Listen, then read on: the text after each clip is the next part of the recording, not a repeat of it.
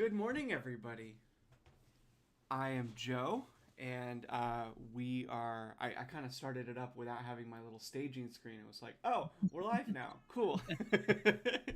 um, so we are going to be talking through education today, and I'm joined, as always, by my friend Josh. How are you doing this morning, Josh? I'm doing well, Joe. Doing well. Happy Sunday. How are you doing, friend? I'm good. We've got a cat who is crying at my door because he wants attention and not because he wants food because he's already had breakfast. So hopefully that's not too distracting. But even if it is, it's just life stuff. We'll Can't get hear through a thing, but as a cat owner, I definitely get it. it. You know, but yeah, Joe. So diving into it, honestly, education, kind of like most weeks, it's a pretty broad topic. Why don't you hone it in for us, or can you walk us through some of the things that you want to dive into more detail about today? Yeah. So I want to talk today about Cowlitz County and just kind of break down the state of education in our area. I'm not going to get too deep into things like test scores and stuff like that. I kind of want to just let people know what's around. Hmm. Cowlitz County has a much more complex education system than I think I initially realized, and so I want to break that down a little bit more. I want to talk through funding and the ways that schools receive funding, including a little bit of history of Washington State, because there's some stuff that's unique to our part of the country. Um, and then I want to talk through continuing education and nonprofits. So we're talking about what happens after you leave high school and what other supports are there to kind of fill in the gaps. Um, we've talked before about how nonprofits tend to shore up the areas that public resources, like Hmm. government-run things, don't do, and I think that's the case in education as well. But that's how I want to kind of move through the topics today. Okay. Perfect. Yeah. Thank you for breaking it down. I know we're gonna get into this probably in each section too, but at a high level, can you talk to us about what county commissioners have to do with education, especially and obviously in Cowlitz County? Yeah, not much. So this episode was actually kind of hard to research because I was not aware. Or I guess I thought that there would be more opportunities as a county commissioner to get involved with education. Mm. And the reality is, most of what we're talking about today is managed entirely by state level or frankly federal systems. County level governments do not have, well, at least Cowlitz County's government doesn't have much connection with at least K through 12 schools. There's a little bit to do with the continuing education side of it. We're talking there is kind of a loose connection through infrastructure and things like that. Mm. But education is one area where commissioners just don't really do a lot. The positions like the school boards, a few elected positions are a lot more influential. But I think, in a nutshell, the way the commissioners support education is by making sure that things are running smoothly. And that includes things like making sure the treasurer's office is able to properly collect taxes, things Yeah. like that.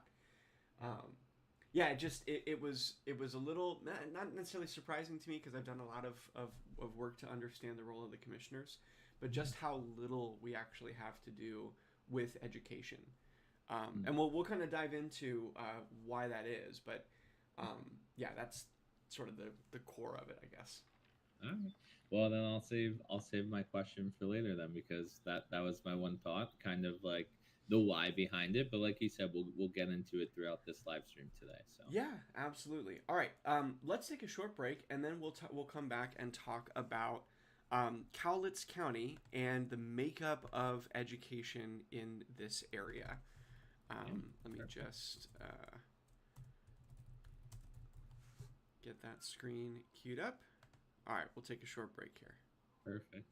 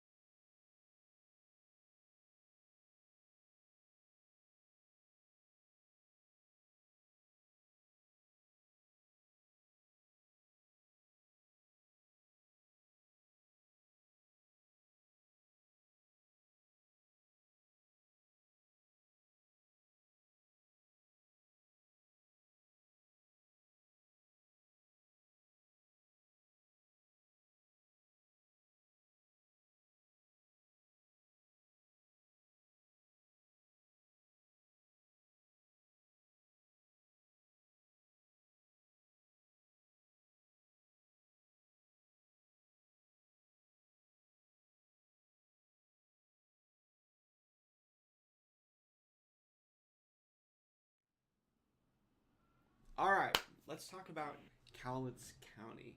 That's right. What do you want to know, Josh? Yeah, well, I guess like always, I want to start at the highest level. Educate me, Joe.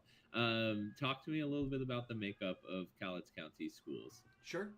So I'm gonna focus here on K through 12 schools because I think this is it's a longer list than you might guess based on our population. We have about 17,000 K through 12 students in Cowlitz County. This is coming from the National Center of Education Statistics. And about 1,000 teachers, 1,005 full-time equivalent staff of classroom teachers, and that is across um, a total of, if I get this, 47 schools. Mm. So I'll just walk through kind of briefly the different school districts. There are five of them, or sorry, six school districts. So we have the Longview School District. They have 8 elementary schools, 3 middle schools, and 3 high schools. They also have the Broadway Early Learning Center. So that's for like very young kids. Mm-hmm. And then the Longview Virtual Academy. Most of our school districts have some form of virtual learning option, where you're either like in a classroom for a very short period of time in maybe an academic quarter or semester, or you're mostly online, or there are ones that are like completely online and you actually don't have a teacher, but it's more like parent-led education. So Longview Virtual Academy kind of works that way. We have the Kelso School District, which has 6 elementary schools, 2 middle schools, and 2 high schools. They also have a Kelso Virtual Academy and then Family and Community Resource Center, which is a kind of a supplementary space to help parents and kids with educational resources. I am, based on where we live, I am in the Kelso School District, even though my address is in Longview. I think that has to do with the way that the school districts kind of move through the area. Yeah. We have the Kalama School District. Kalama School District has 1 elementary school, 1 middle school, and 1 high school. Kalama is one of the smaller cities in our area, and so they just have the one of each. Mm-hmm. The Woodland School District has 3 elementary schools, 1 middle school, and 2 high schools. One of those is an alternative high school.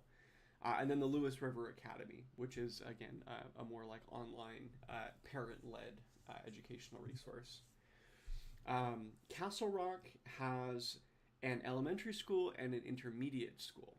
So there's one that is kindergarten through 2nd grade and one that is 3rd through 5th grade. So they split those two apart. They're in the same building as far as I understand. Then they have 1 middle school and 1 high school, and then the Rocket Virtual Academy.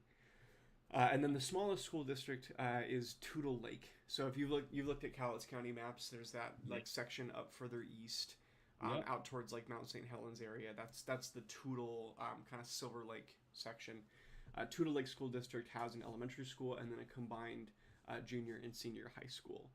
So in total, like I said, 17,000 students. Of those, 6,300 are in Longview, 4,900 are in Kelso. And so those two, I think, make up the bulk of students. So it's almost kind of split like this. It's like Longview has about 1/3, Kelso has about 1/3, and then the other 4 school districts have another 1/3, kind of eating a little bit of Kelso's portion of that 17,000. Let's see. Student-teacher ratio overall is about 17 teachers. 17 students per teacher. And so imagine 17 teachers per student. Right? Could you imagine? Yeah. So 17 students per teacher. Longview has Kalama has the lowest student-teacher ratio. And it looks like Tootle Lake School District has the highest. So that's, for Tootle Lake, it's 690 students for 38 or 39 full-time equivalent teaching staff. It's, it's not massive, but it's pretty big. I wanted to see actually if I could get some comparison to maybe Clark County, for example. But while I'm doing that, Josh, any questions over any of those numbers? I know I just like threw out a lot at you, but Yeah, I have a couple. I just want to go back to one thing. I sure. should have stopped us there. You said Woodland has one all alternative high school. Is that like a vocational school, like a trade school, or something No, different, Joe?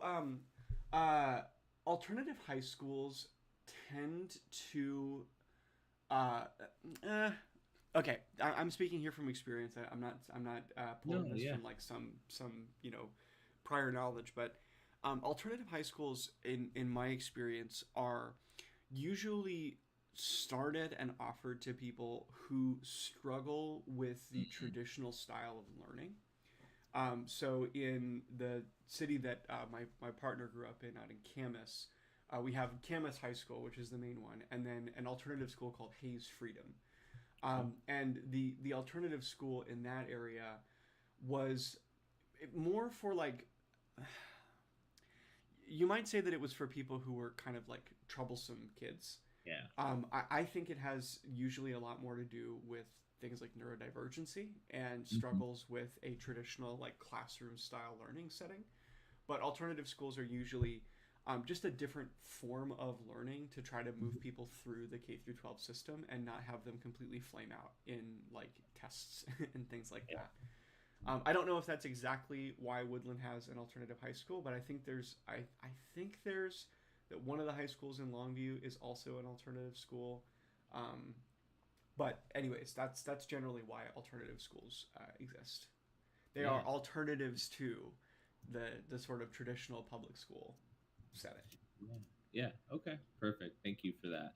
For sure. And then, I mean, honestly, when I break it down, 17 to 1 for student to teacher ratio sounds actually pretty decent. I think it's also maybe because Cowlitz County isn't as densely populated potentially, but how does that stack up? And maybe that's part of what you're looking into right now, but Mm-hmm. how does that stack up to your knowledge against the rest of Washington State and maybe even nationally? Yes, I'm just looking at stats through the National Center for Education Statistics right now. So it looks like Camas School District, the one I was just talking about, has a student teacher ratio of 17.85. Battleground School District has 17.71. Uh, Clark Clark County. Oh, that's in Idaho. Okay, that's not Washington State. Mm, Um, I think Evergreen School District is the one that I wanted to look at because that's the one that where I attended high school. yeah. Um, here's that. Evergreen has a 16.76. Let me see if I can find one in Seattle because I feel like that would be sort of the largest ones. Let me just look here.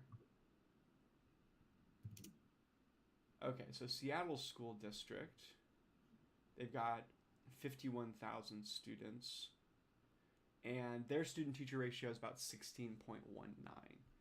So I'm going to make a loose statement here that our student teacher ratios are a little bit higher than average, but it Mm-hmm. seems like a commensurate to other areas or at least similar.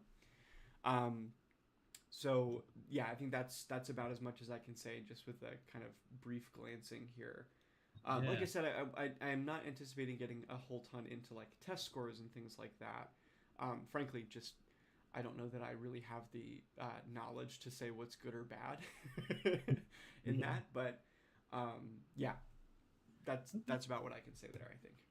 Okay. Yeah, awesome. And Mm-hmm. then the last question that I have just Mm-hmm. on the makeup of all of this, I guess I'm curious, like virtual academies, to your knowledge, was that kind of something that was born out of the COVID times and has stayed, or has virtual academies always been offered to students who want that type of education? Virtual academies, to my knowledge, are have been around for a while. I think about as long as we've had the ability to have online learning, we've had virtual academies. I would certainly say in the wake of COVID, those have grown. We're also, I think, generally seeing a trend towards a little bit more homeschooling. Mm-hmm. There's a few like homeschool parent groups in our area that I'm loosely aware of, And those virtual academies kind of support a homeschool style learning environment where the parent does not need to actually like create all of the material. Yeah. So I think for those reasons, it's probably bigger now than it would have been prior to COVID, but I don't think those were born out of COVID. I think they kind of had to exist earlier than that in order to really be able to deal with the the volume of things, I suppose. Yeah. We still don't have a ton of students in the virtual academies. Let me see if I can actually get to how many students we have in each of those. It's not a lot compared to those that are attending school in person. Yeah. I just want to get through those here. I have this little spreadsheet with all of my numbers here. So yeah, I mean, of the 17,000 students in our area, 276 are attending either Castle Rock Virtual Academy, Kelso Virtual Academy, or Longview Virtual Academy. There was also Rocket. I don't see Rocket on here, but yeah, so not a ton proportional to the overall student population in this area. It seems like, anyways. Yeah. No, I'm just curious. And do you think I'll put? Never mind. Real quick before we move through the next part, we do also have a number of private schools. Okay. So those are not obviously like funded by the government except through like grants and things like that. But we have the Three Rivers Christian Academy, St. Rose School, Kelso Christian Academy, Longview Christian School, Journey Christian School, and then the one non-religious school, which is a Big Leaf Montessori. So we have a Montessori school in this area. I don't know a ton about Montessori schools, but I've heard very interesting things, and I think the style of learning is pretty interesting. Yeah. But those are the ones that are outside of the public school system, at least in this area. Pretty heavily focused in the Longview Kelso area, from what I can tell. So yeah, Montessori schools are fun. Maybe that's a different word to use, but yeah, my wife's family, not to take us off track, but she grew up with both Montessori and Waldorf schools. I don't know if you've heard of Waldorf, but kind of similar in terms of Montessori. Yeah, they're definitely a different style of learning, but her aunt was a teacher at a Waldorf school for a while, and we went and observed the class when we were visiting them in Santa Cruz, and it's really cool. I mean, their math lesson was first grade, their teacher sitting around playing guitar and singing a song around the time tables, right? So different is right. It's definitely not a public school vibe. Yeah, I mean, so, on the topic of public education, I think it's really important to recognize the value in a government provided resource like this. There's a kind of a debate at the national level about charter schools versus public schools, and that charter schools, you get better test results and things like that. And the kind of counter argument to that, I think, is that if we had exclusively private schools, you couldn't. So private schools are not required to allow anyone to attend, right? And you can actually get kicked out of a private school if your grades are bad, which might contribute to their overall test scores being better, because if you can just get rid of the people who struggle, there you go. That's fair. And so, but public schools, are also required to maintain policies, like policies of non-discrimination. Of course, private schools can say they have them, but public schools are held accountable to a government entity if they screw up and if they don't provide those resources to everybody who is entitled to them. So I'm happy that there are some private school resources in this area, but personally, I'm a big fan of having public education. And I think whatever we can do to make it easier for people to access that education is better for all of us. We've seen through history what it means to not have regularly available public education. And at this point, I'm not a supporter of the idea that we would be better off switching to exclusively private education and things like that. So I wanted to just go through kind of the makeup of the public school system, because I think that's where most people are at. It's what most people can afford. And we need to do whatever we can to prop them up. you know. Absolutely. So Absolutely. Okay. Well, we've talked a lot about K through 12 mhm. in Cowlitz County.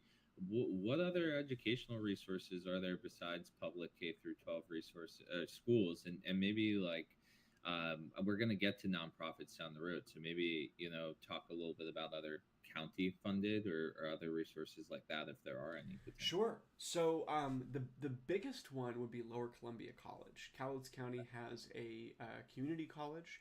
I believe they have a few 4-year programs, but I think it's primarily a 2-year school. Um, they have a wide range of offerings you can get. Um, but that's a big deal for our own, you know, the ability to progress beyond college.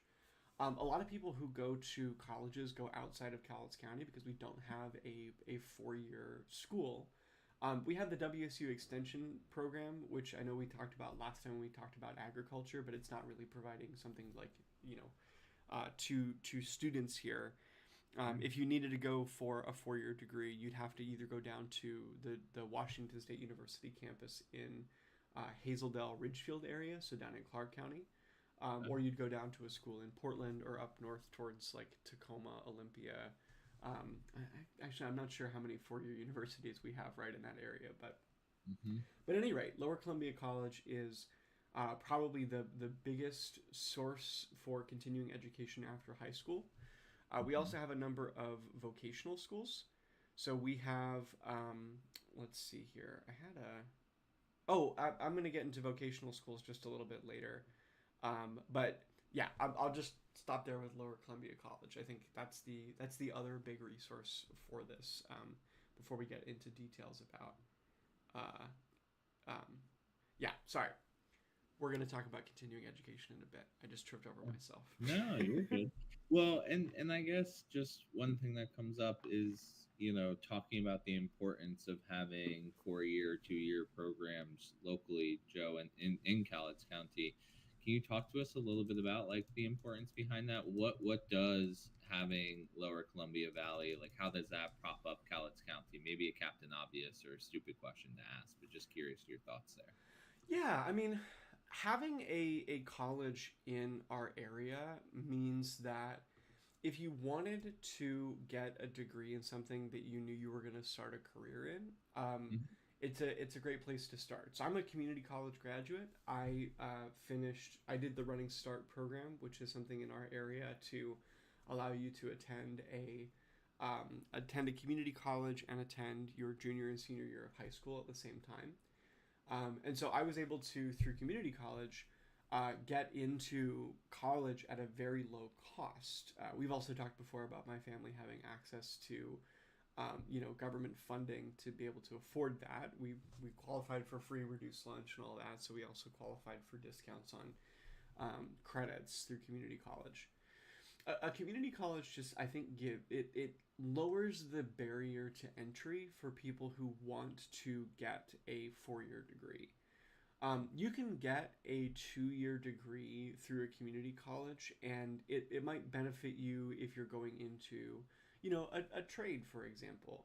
I know Clark College down in Clark County has like a welding program, for example, or small engine repair and things like that. Um, I think that's probably the most direct benefit. It gives you a stepping stone. If you do want to continue on to a 4-year university, going to a community college can really help reduce the cost of tuition. If that's something that you're challenged with, if it's going to be hard for you to afford the cost of college, um, it also is a great place to come back to, especially for things like career transition. So, I know we're talking a lot lately about how artificial intelligence is going to change things. And one of the ways I think we're going to be able to cope with stuff like that is through an active support system for re-educating workforces. People who no longer have, who have skills that are no longer, useful because maybe they've been replaced by some other system, a community college resource would be invaluable there, because it means, hey, we have somewhere you can go to learn something new. Not everybody's going to want to do that, but I think having that resource available to us is a big benefit to the community, and I want to do whatever I can to support them. Again, I think the commissioners don't have as much impact on that, but that's still kind of in the back of my mind as something we need to be thinking about. You know, especially as we're kind of anticipating a lot of change in the next few years. Yeah, absolutely. Thanks for going down that path with me, Joe. Sure. All right, let's take a break and then let's talk about money. I'll pause Sounds here. good.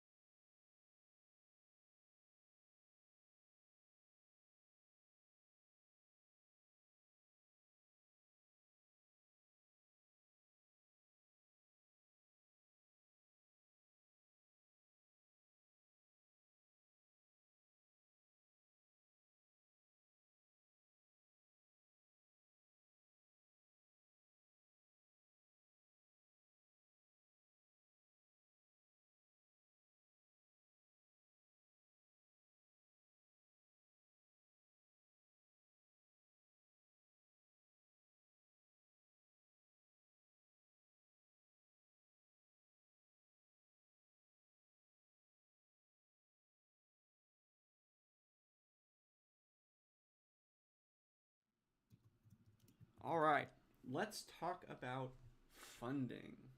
Where do you want to start, Josh? Yeah. Well, let's start with schools. Obviously, duh. Education. I mean, how do Cowlitz County schools get their funding, Joe? Where does this money come from? So, school funding has this. There's a unique element to Washington State and a few surrounding states that, as far as I know, is not true anywhere else in the country, or at least certainly not on the East Coast. Um, we're going back to 1889. So there was an edict, a decree by the federal government of the United States in 1889 that North Dakota, South Dakota, Montana, and Washington could all become states.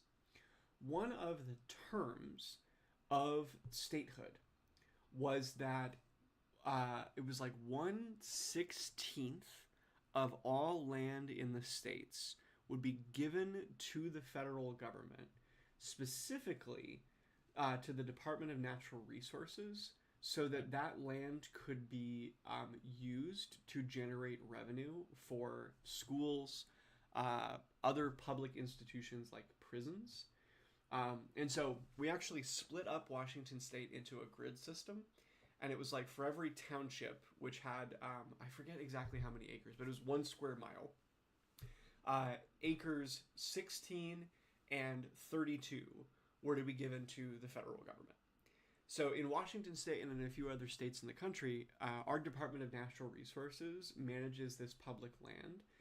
And they do things like sell off the timber on that land as a source of funding for public schools. It's not the only thing that we receive funding through, but it's one element that's pretty unique to this area. Yeah.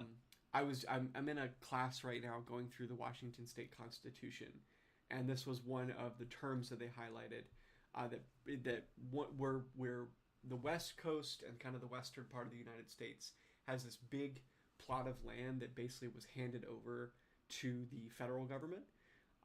And part of that was sources of funding for public schools. I thought that was pretty interesting. Yeah. That happens today. So the Department of Natural Resources today manages 2.4 million acres of forested land in Washington State.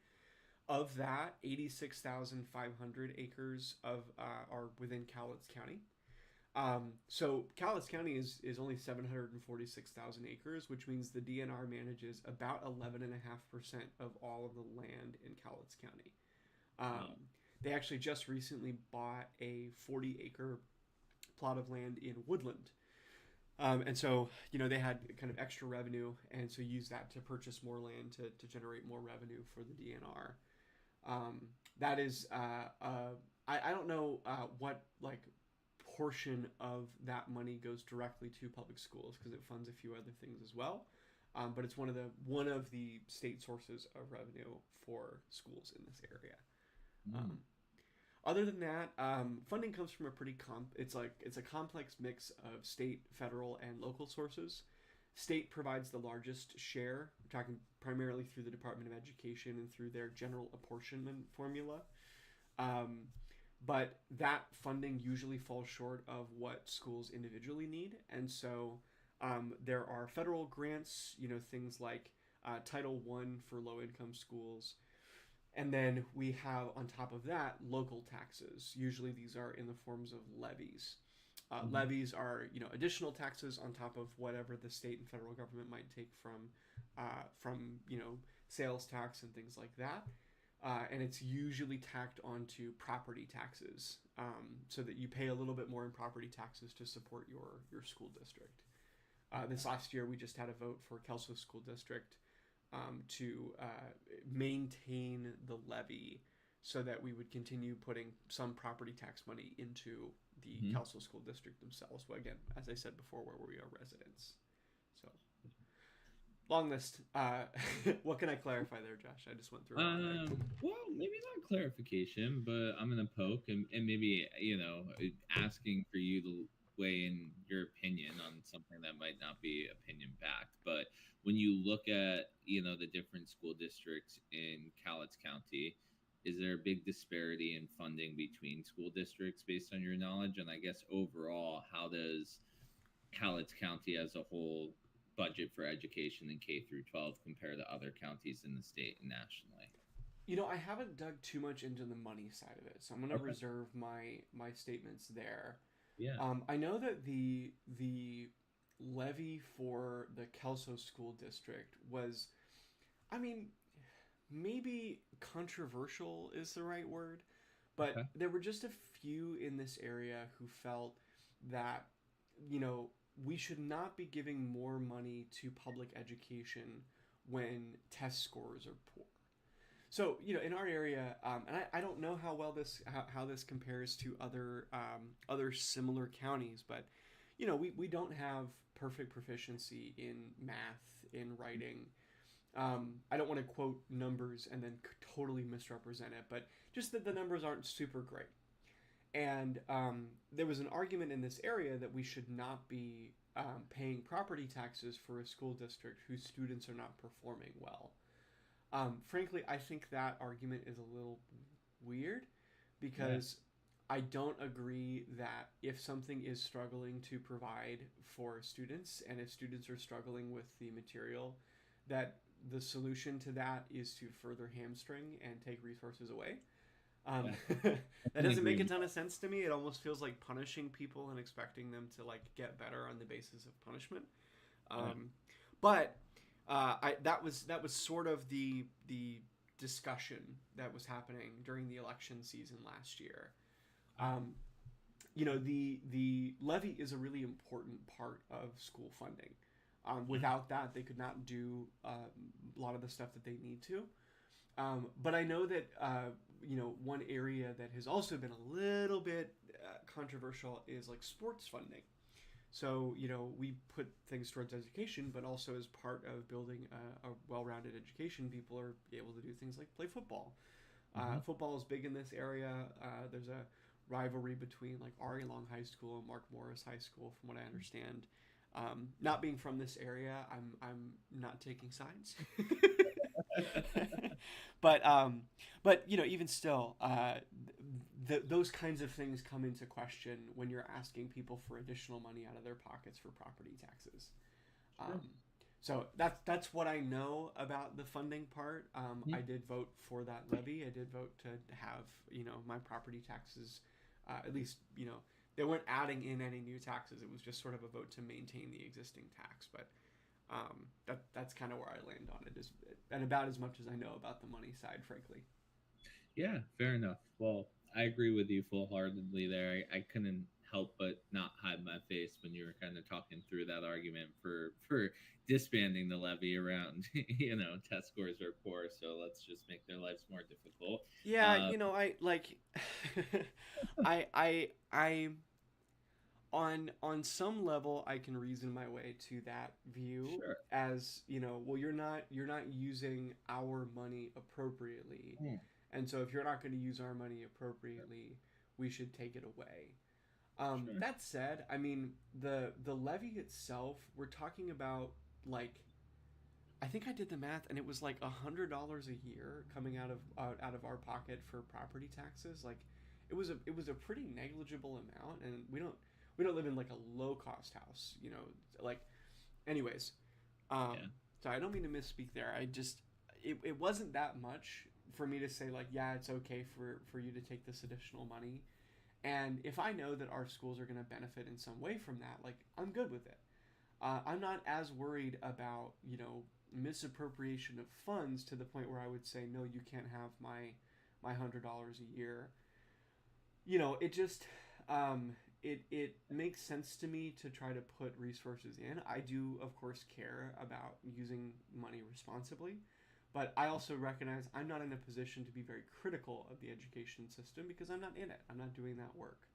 I Sure. want to I want to expect good things from people who are responsible for doing good things with that money, and Mm, not put too much of a fine point on whether or not you get it. mm. It doesn't make a whole ton of sense to me to be critical down to that level. You know what I mean?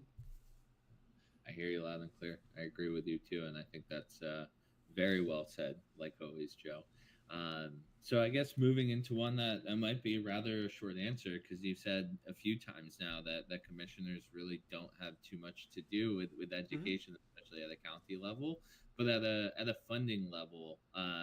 I guess how does the work that the commissioners do impact funding for your county schools, Sure. either positively or negatively?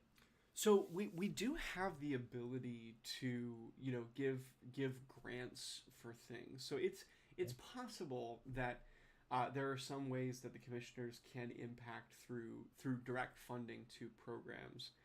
For example, like, if we wanted to dedicate a portion of our economic development funds to supporting vocational training programs, like, I think that's something that's within our rights to do. Of course, it would take a lot of coordination, and there might be some things I'm not aware of in terms of limitations there. But we can also, do things like partner with businesses, unions, help to, at least support and vocally support. Um, uh, uh, Sorry, we can vocally support, like, apprenticeship or mentorship programs and things like that. Um, we are not going to be as directly responsible for money going towards education. I think there's a little bit of a stronger argument to being involved in the continuing education side of it. So, after high school and beyond. Um, but I'll also say the sort of primary responsibilities of the commissioners do have a tertiary benefit to schooling. So, look, I'm going to make kind of a long connection here, but if you have good roads, Mm-hmm. that makes it easier for people to get to and from school.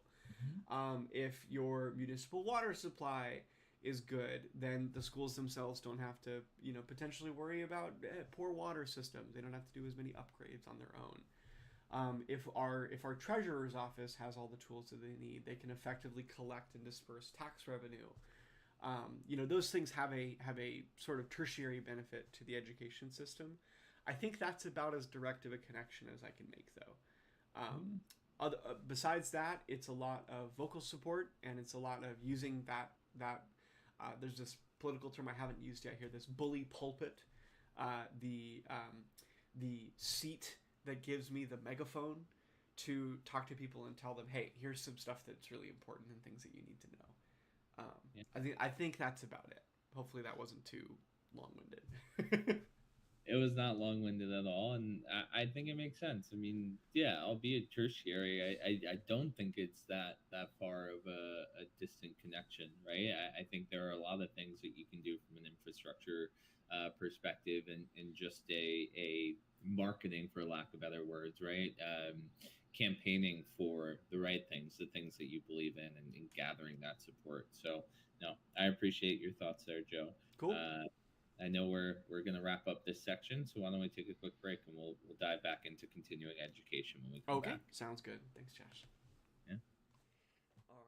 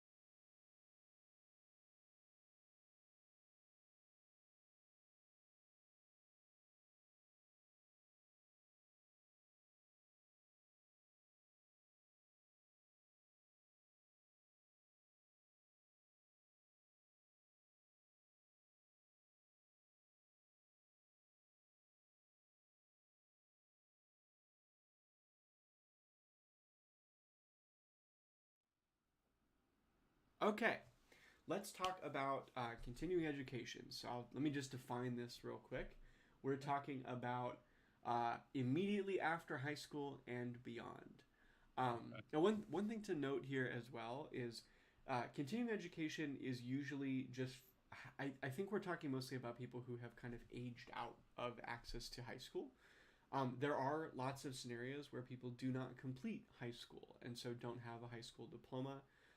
Some of the vocational training that we're going to talk about, it allows you to go through it without necessarily completing high school. But I would also consider, things like GED programs and stuff like that to be an example of continuing education by that kind of broader definition. So let's talk through that. Josh, where do you want to start? Yeah, let's start at the top. I know we talked a little bit about Lower Columbia, but let's dive a little bit more into that and other resources that are available to somebody after they leave high school and For college. sure. So Lower Columbia College is, I think, the best sort of highlight here. Um, there are a number of degree programs that you can get into, obviously, but they do actually have corporate and continuing education resources that are like specifically meant for people who are not trying to go and get a degree. When you're going to college, you're typically picking a track, and you're kind of committing to a long time invested in that one area. Even a 2-year degree is a long time commitment. You're usually having to complete a number of courses that are not maybe perfectly suited to your specific career, but help you to be a well-rounded student. And so I don't want to, kind of spend a whole ton of time talking about what, community college has. Sorry. I don't want to spend a whole ton of time talking about community college as a concept. I actually want to highlight some stuff that is a little less on the become a student and become, get a degree track, and a little more about skill building. So if you go to their website, there's I'm not saying you need to do this now, Josh. I'm just sort of saying it out loud for folks. There's a section for corporate and continuing education, and 3 different sections I want to highlight. The first they call personal interest. Personal interest courses are, it looks like, primarily online, like self-guided learning, but some that have live instructors as well. And these are courses that are designed to help you with particular areas.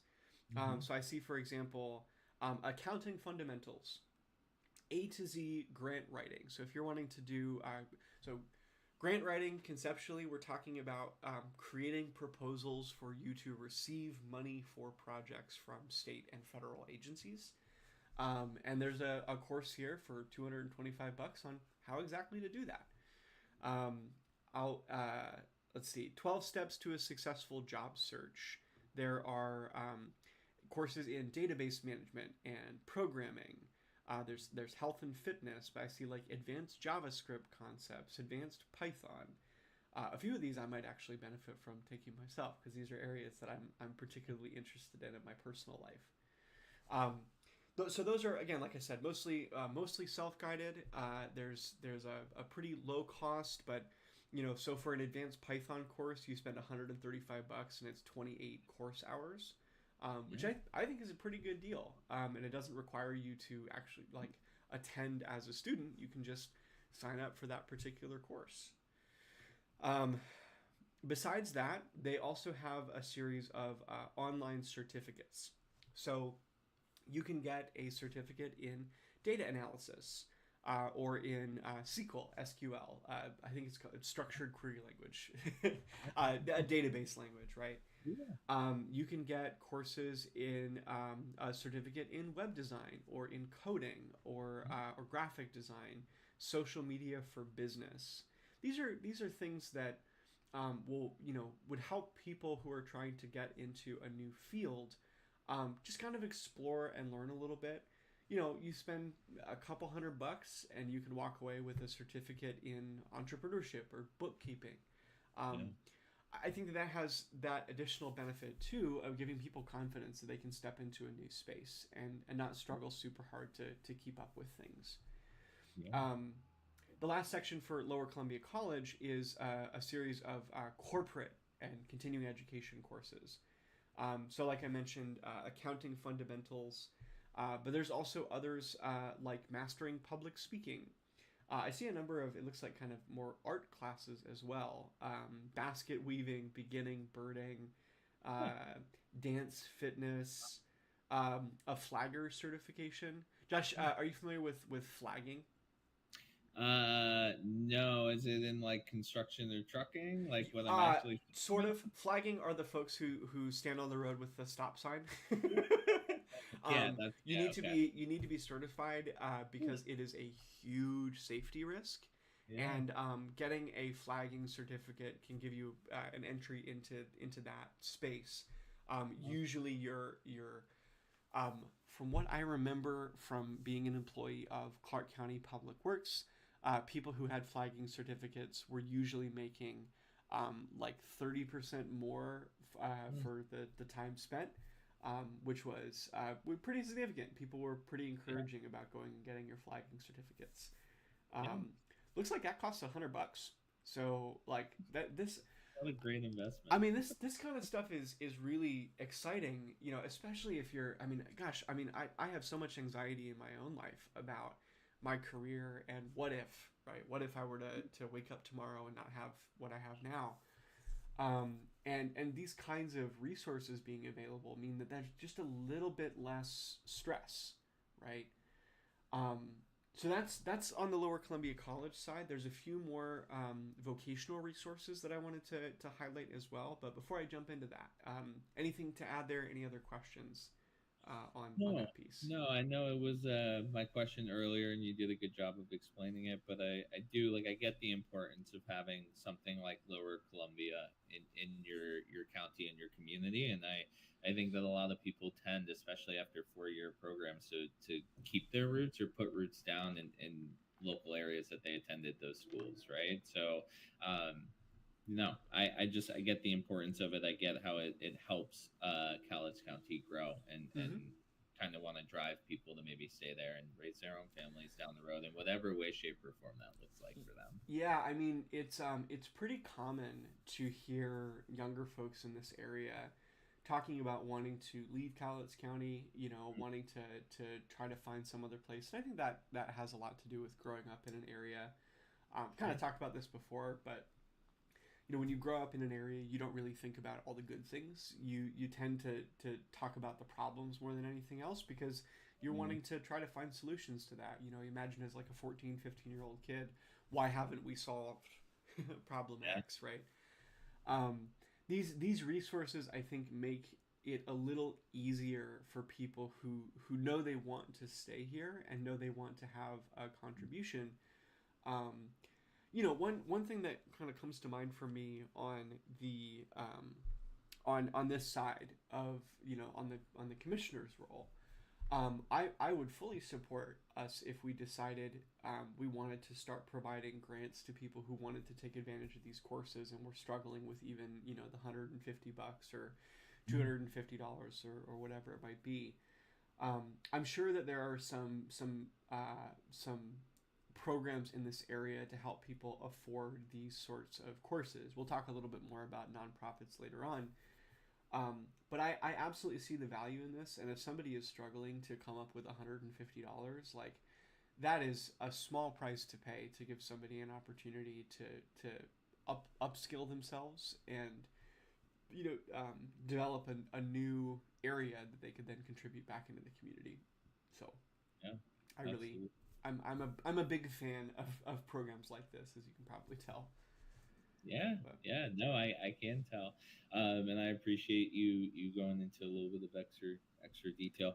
And look, as somebody, I grew up and couldn't leave the county and the town that I grew up in faster, Joe.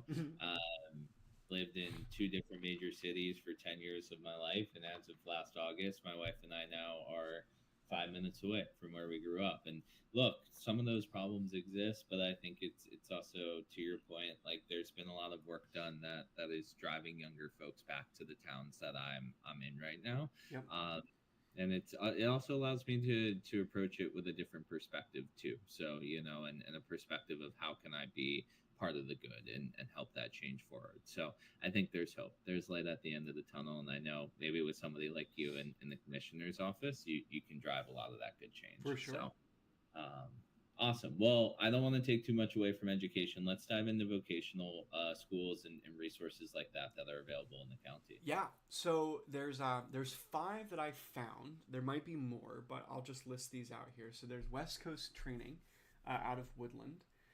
They help with it looks like construction training, Industrial Training International, which is another I think in a similar space. So you think about things like forklift certifications and stuff like Yeah. that. We have the CNA School of Longview. CNA School of Longview helps to meet the critical need for healthcare workers that are certified nursing assistants. My mom was a CNA for a Wow. while, cared for one with cerebral palsy for a few years. Hmm. We have the Style Masters College of Hair, Style Masters College of Hair Design, and that is getting into the cosmetology industry. Yeah. My sister is studying to be she might already be at this point a cosmetologist, but I know at one point she was telling me about the very extensive testing they have to go through, which is I quite can interesting. imagine. Yeah. Um, and then we also have a U.S. Air and Space Force Career Center in this area. So if you wanted to get into the military, looks like there Uh-huh. are some programs there specifically for the Air Force and Space Force based out of Longview. So these are just a few of the spaces that you can step into that have maybe a little bit more formal program. West Coast training is more about heavy equipment, and the International Training Institute, like I said, is a little bit. It's a let's see. I'm going to their website right now because I want to make sure I'm speaking directly to. Yeah. Okay. Safe, efficient hoisting and material handling operations. Great. Yeah, those are the vocational programs that I found. There are, like I said, probably more. I think a lot of them would be baked into like Lower Columbia's curriculum, and maybe not justified kind of splitting off into their own. But these five have their own kind of dedicated spaces for those skills. Yeah, absolutely. Yeah. And I guess, kind of same question as we talked about from the funding, Joe, as we hear all about these resources. Mm-hmm. How does the county commissioner's office support, upskilling and workforce development? What role do they have to play when it comes to continuing education? Probably most directly through the Economic Development Council. We I think 2 or 3 weeks ago we talked about the Cowlitz Economic Development Council. They partner with organizations like Lower Columbia College, Workforce Southwest, WorkSource, Goodwill, the Cowlitz Tribe, other local employment agencies, the Cowlitz Wahkiakum Council of Governments, labor organizations, educational institutions, and all kind of focused around workforce education. With a more skilled workforce, we can support businesses that want to come into this area, and so it is to our benefit, to our economic benefit, to have a workforce that is skilled. Again, these are almost kind of secondary supports, so we're not going to be providing as much money in areas like this. But when you're thinking as a member of the Economic Development Council, which one commissioner is going to be, you can kind of have a seat at the table in those conversations about what resources we need in this area, what we should be thinking about, what we can fill in. It's more about aligning our strategy and the resources we have at our disposal, and thinking about workforce education as one of the things we need in order to kind of build our own economy, right? Yeah. I think it's an opportunity for us to support and amplify those efforts. We can advocate for policies that incentivize workforce training. Maybe there's an opportunity for tax credits or adjusting zoning, things like that. But I think most directly through the CEDC and the work that we're doing there, that's how we support continuing education, I think. Yeah. Awesome, Joe. Well, thank you for your insights. I think that's very detailed. I don't have any thoughts or follow-ups on that one. So Why don't we take a quick break and we'll come back and talk nonprofits and their role in all of this. Sounds good.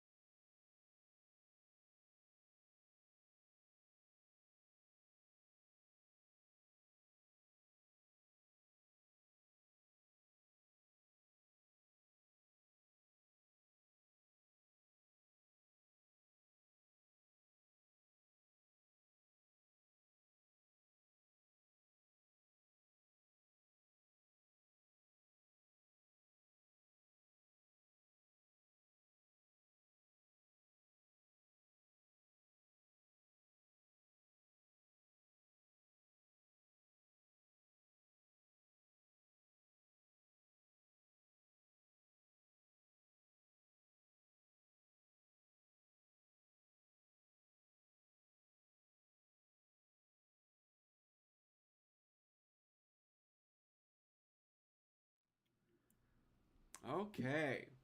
Last section for today. Let's talk about nonprofit efforts.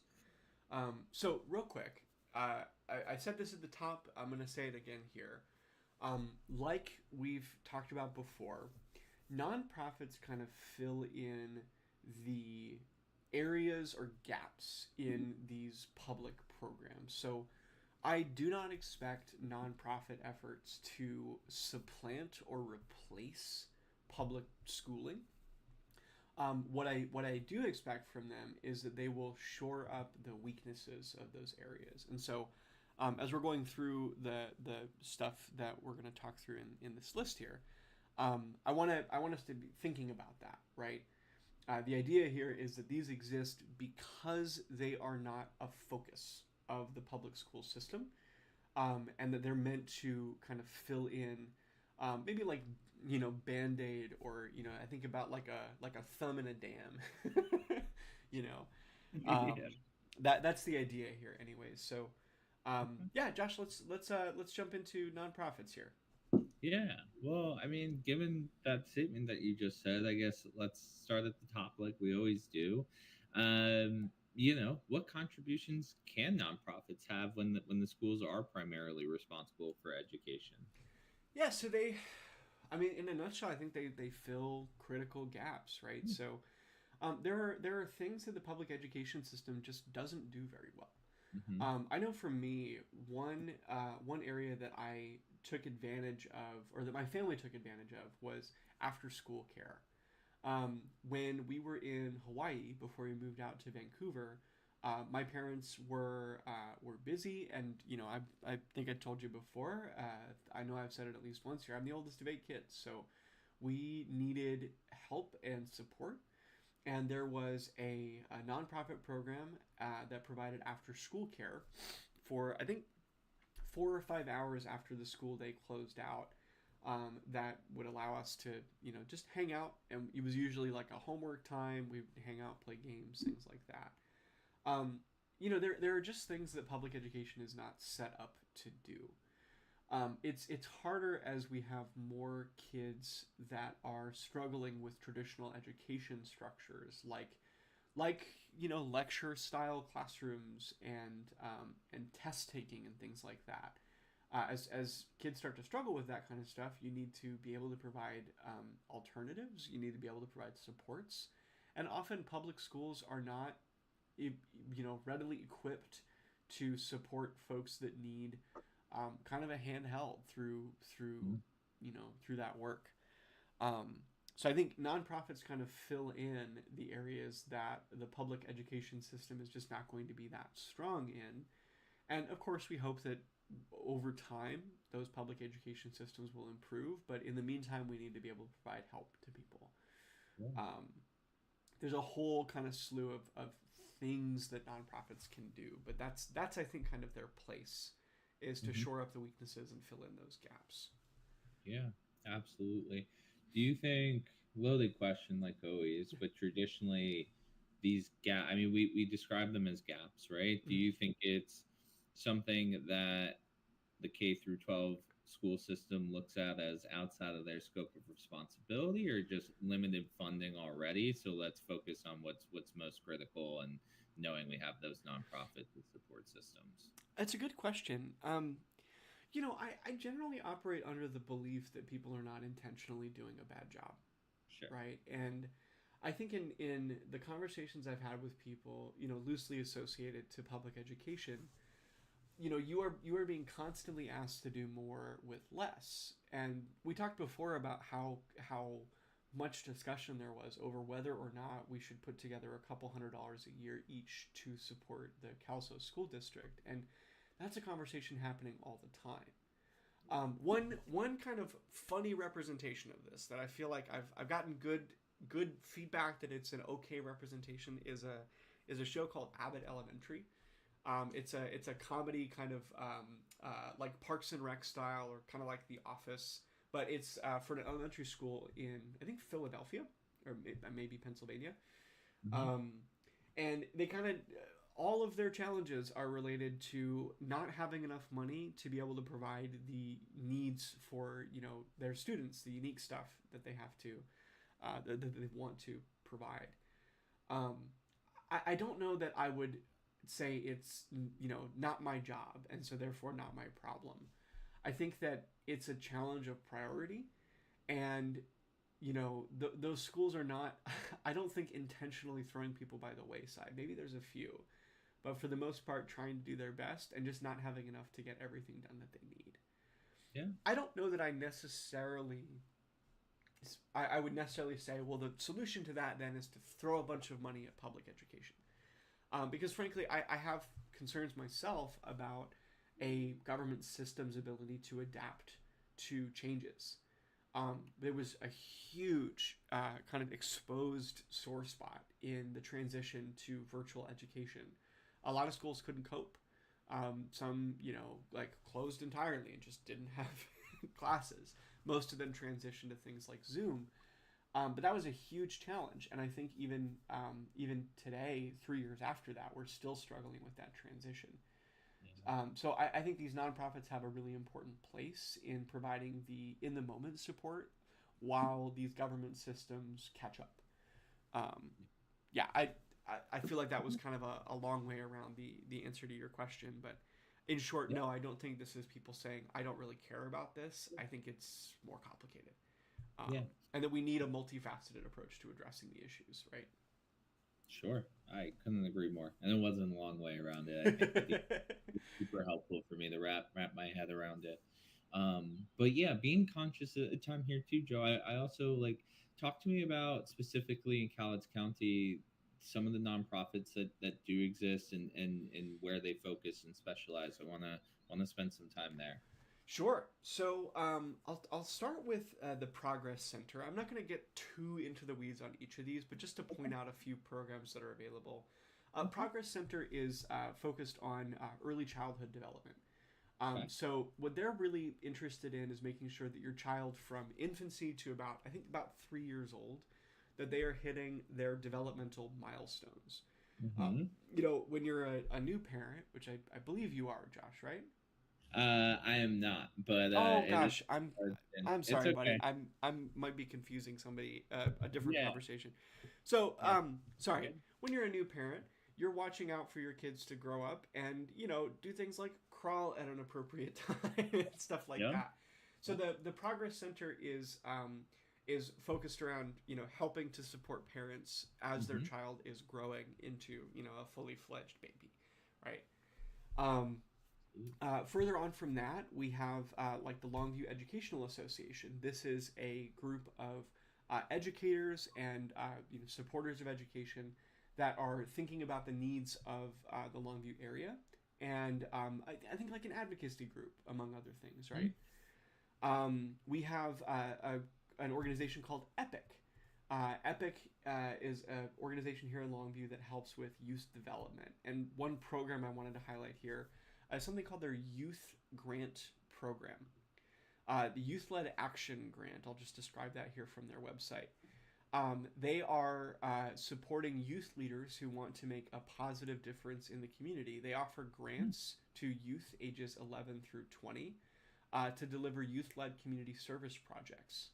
So as long as you are in that age range, as long as whatever you're trying to do is aligned with the EPIC mission, which is public safety and health or substance abuse prevention, that it benefits the community and that you have at least one adult involved, you can submit a form and get funding from EPIC for that. So they'll put money towards whatever it is that you're wanting to work on. They give examples here of they say things like you can organize a cleanup day at a park.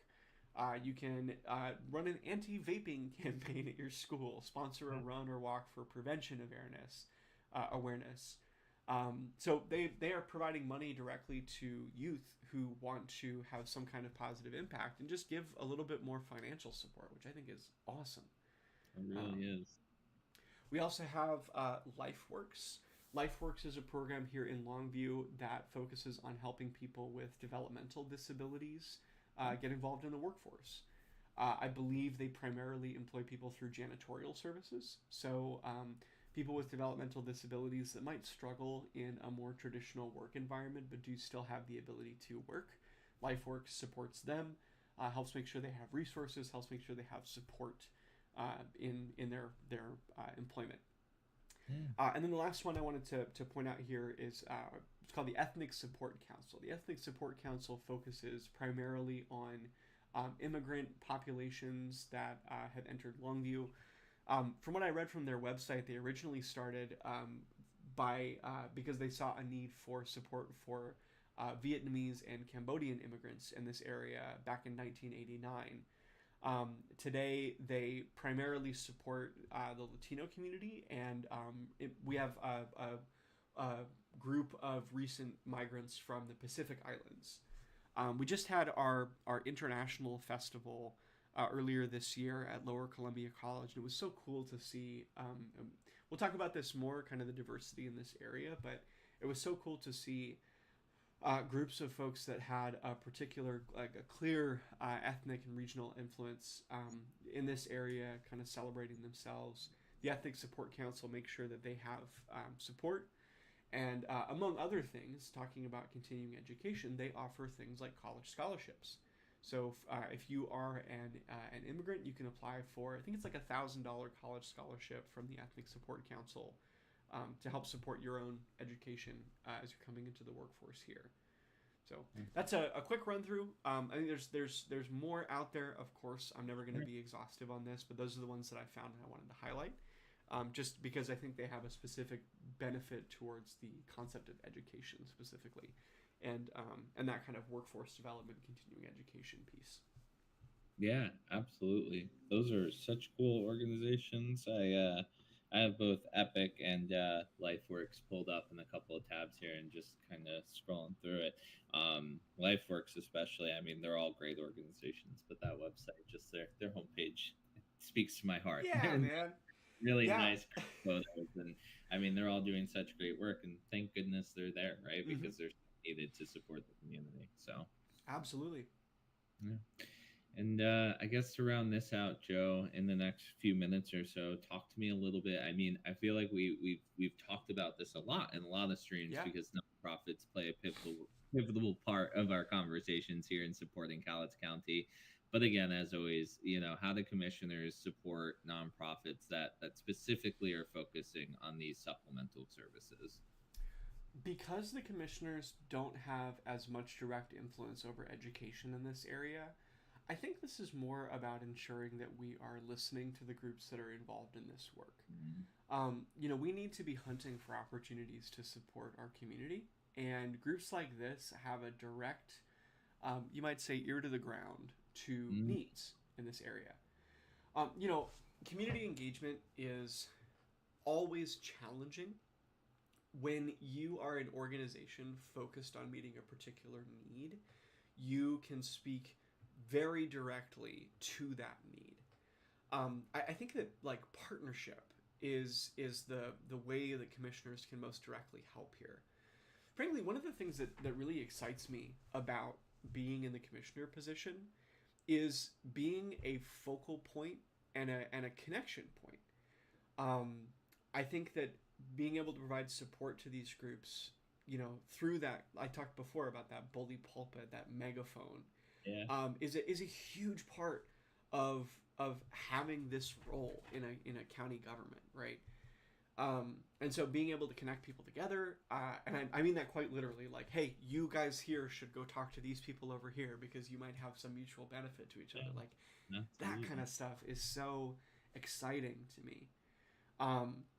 We can also help, I think, through funding. So, there are grant programs available through the county that people can apply to, and I think as long as you can make an effective argument for, this fits the parameters of where that money is supposed to go, we have some discretionary ability there. We can put things towards programs that we feel like, really deserve that support. I think money is always going to be challenging to justify putting towards a program that has a very narrow focus. But, I generally speaking support putting money towards that kind of continuing education, supporting people who want to develop themselves, who want to make Uh, all right, I'm going to tune my language here a little bit. I want to be careful in Mm-hmm. not saying who want to make a contribution. We're not talking here about people who are not contributing that are going to somehow like shift that in some way. But I mean, you know, I think that most people want to feel as though the work that they're doing and their own capabilities are meaningful. And supporting people in their education and supporting the work of people who are shoring up these gaps in our public system, those are two ways that we contribute to a more meaningful life for individuals. LifeWorks, I think, is a great example of that because they focus on a group that has historically had a lot of challenges with getting involved in the workforce. It's very hard if you have a developmental disability to feel like you fit in. Um, and so I don't want to say we're allowing people to make a contribution. I more mean we're helping people feel fulfilled in the way that they contribute to our community. Yeah. You are always making a contribution, whether or not you think so.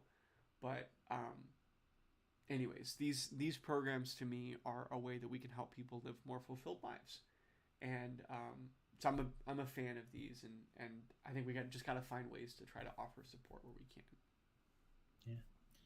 What a beautiful sentiment from a beautiful human. So I appreciate that, Joe. No, I really do. I mean it. I mean it is it's a really I'm glad that you won.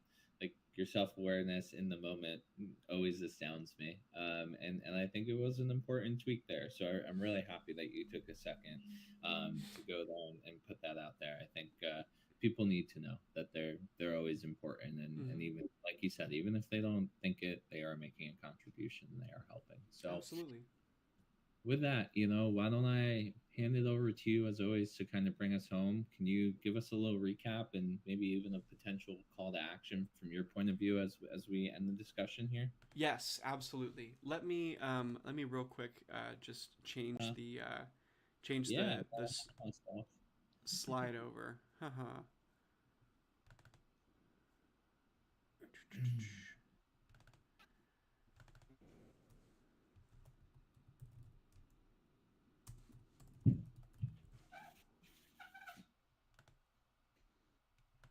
Okay.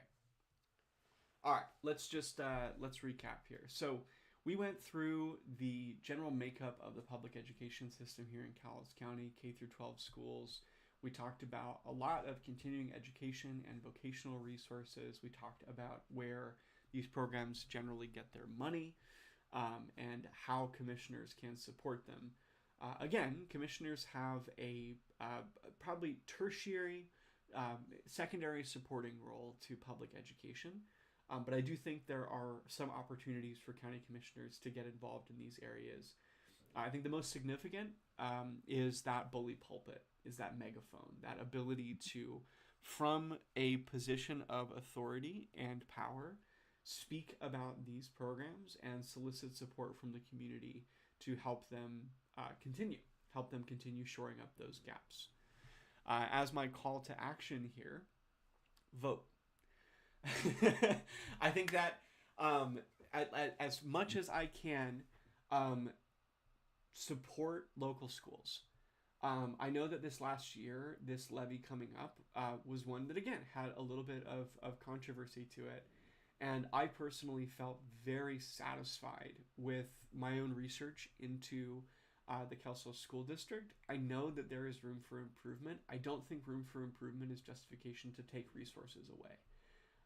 And so I'm going to encourage people. Hey, if you want to get involved, one of the ways you can do that most directly is by ensuring that we are putting resources towards public education, that we are supporting these kinds of programs. Also, consider for yourself if you need some support, if you need some resources. We talked a little bit today about what's available through programs like Lower Columbia College, and frankly, I think those services are well worth the money that they cost. But if you have a need, know that there are people out there who want to help you, that there are programs available to help support you, and that if you want to take advantage of those, you need to speak up and say, hey, I need this. I as a potential county commissioner only uh, as a county commissioner I can only meet needs that I know about. And it is, yes, my responsibility to go out into the world and engage with people and ask you what is it that you need. But it is as helpful, if not more so, if you are willing to answer that question when I ask, and if you're willing to tell me anyway. That's I guess my final point here is voice needs, take advantage of resources, and support those resources as much as you can in your personal life. Yeah, that's how do you feel about that, Josh? Good. Really, I think it's a good message and a solid recap, Joe, and I think it's a perfect place to bring yet another wonderful live stream to a close. So I appreciate you as always, and the amount of preparation that you do coming into these, and the great knowledge that you drop on all of us. So thank you as always, friends. Thank you, my friend. I appreciate you. All right, we'll see you.